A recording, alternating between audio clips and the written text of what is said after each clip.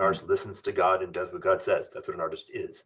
So yes, this is a whole thing. This is not just real, but in many cases, the things that we most value in reality.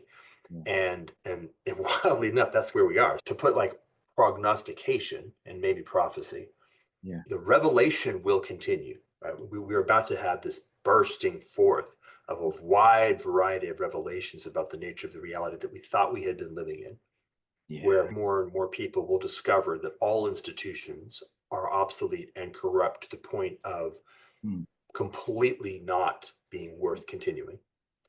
And that destroying them and rebuilding is entirely possible and can be really good or can be really bad, right? So that bifurcation is real. And then we begin to move into this new tone, which is, there are examples of it. If you go into a monastery, people who are living in this way of the new tone. But they're living in a tiny, very rarefied subset.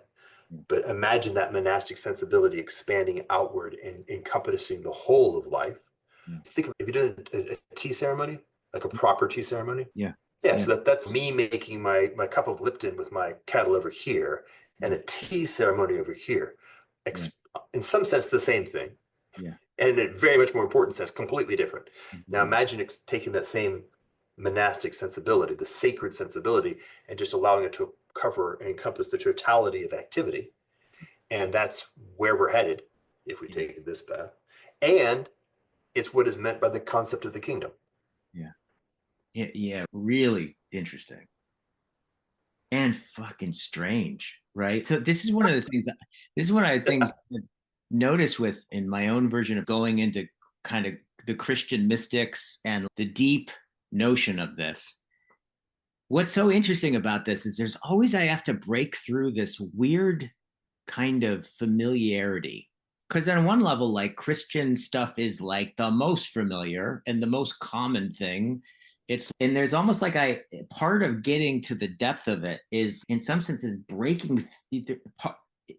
It's kind of part of the process. It feels like is breaking through that familiarity and then having it and then getting how there's a deep strangeness underneath it. It's so perplexing. It's so deeply strange.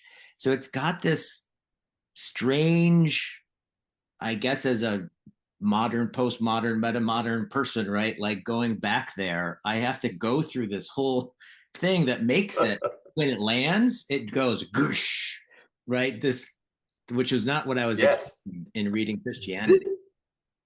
This is what I think is meant by the term that is translated as the fear of the Lord.